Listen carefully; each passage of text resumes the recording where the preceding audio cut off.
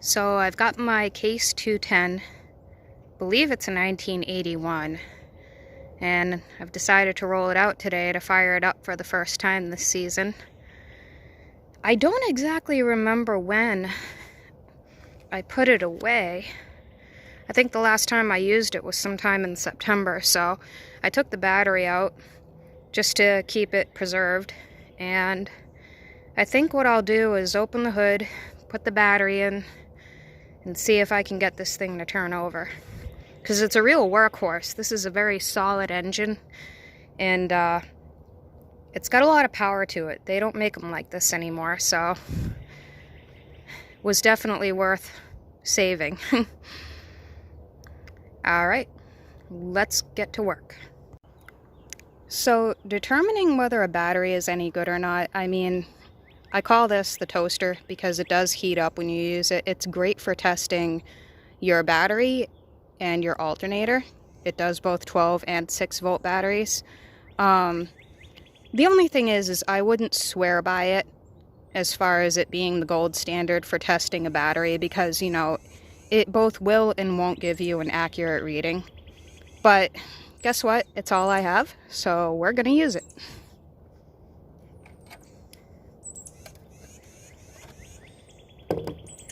You always attach the negative first,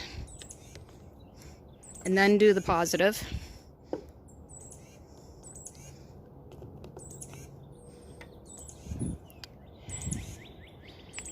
It is actually showing, if you can read that this battery is in good shape. We'll just assume that it's not lying to us. So that works. When you're removing it, you do the positive first, negative last. You know, you just do the same thing in reverse, basically. And some people just let them dangle. I prefer to put them back where they were. And that's all there is to that. Now, I didn't load test it, so we'll have to see what happens. Well, I suppose we could load test it. It probably wouldn't be a bad idea, because if it's got a lousy load, then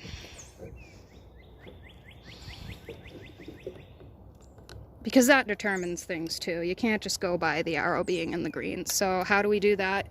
This tiny little switch on the bottom. You hold it for 10 seconds and it will show you where the battery is. 1, 2, 3, 4, 5, 6, 7, 8, 9, 10, and it's not looking good. It looks like the battery load is reading weak, but we could still give it a shot and see what happens. If not, then we hook it up to a charger.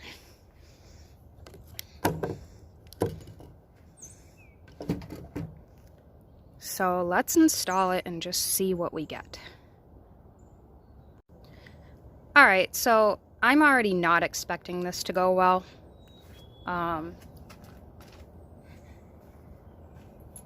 Only because the load test revealed that the battery was not in good standing.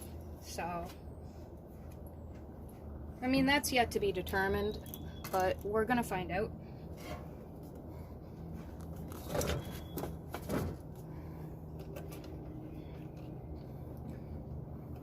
Now, always keep your nuts and washers where you originally had them, because you don't want to lose these.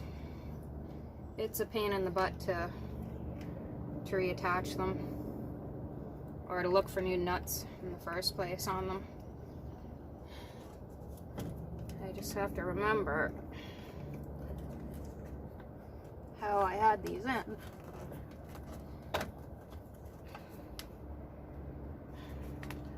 I don't know why, but I brought a wrench out here with me and everything, and I did not need it.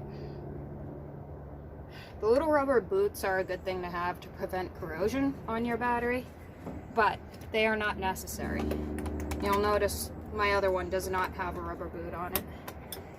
You just want to make sure that the terminals are properly connected to the wiring. If they're loose, they're not going to really do what they're supposed to do, so I like to use pliers because it's a safer bet.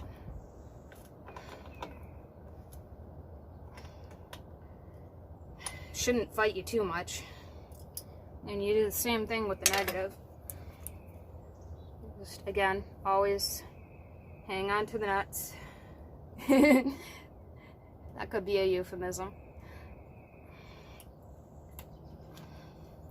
I'm thinking, you know, that I might not have this battery in the correct place. So hang on. We're gonna...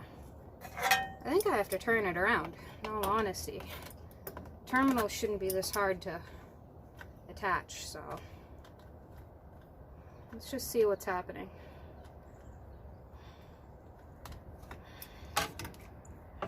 Alright, we're going to turn this around and see if that makes life any easier.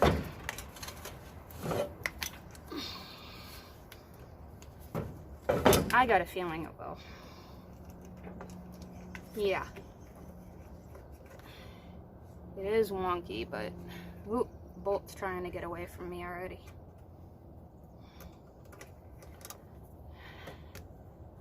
Yes. That is the proper way to go.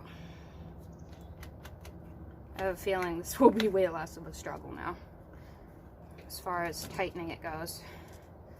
I mean, you really don't need the tools to do the job, but I prefer to just have them on hand if I need them. It should be the same here. You know, fairly simple.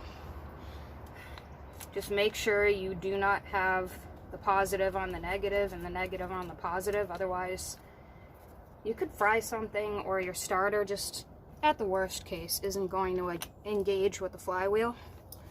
So you want to make sure they're tight, you know, as long as there's a contact point. Now, the moment of truth.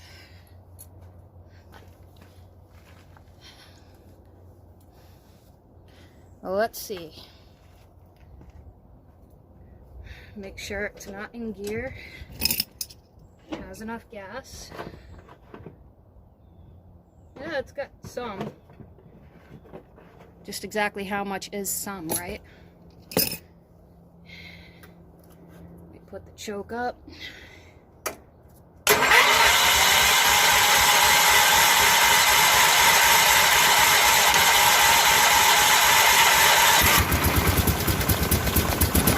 Whoa! There she goes.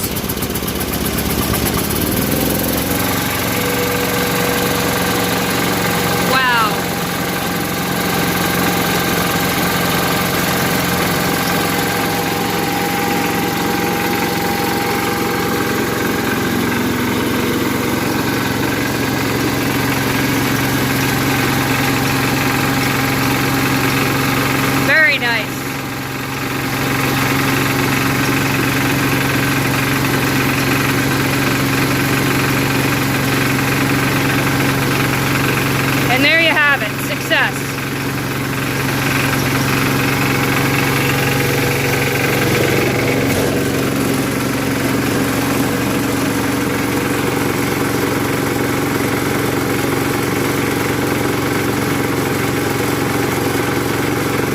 Well guys, I don't know if you can hear me over that big old mill, but thank you for watching.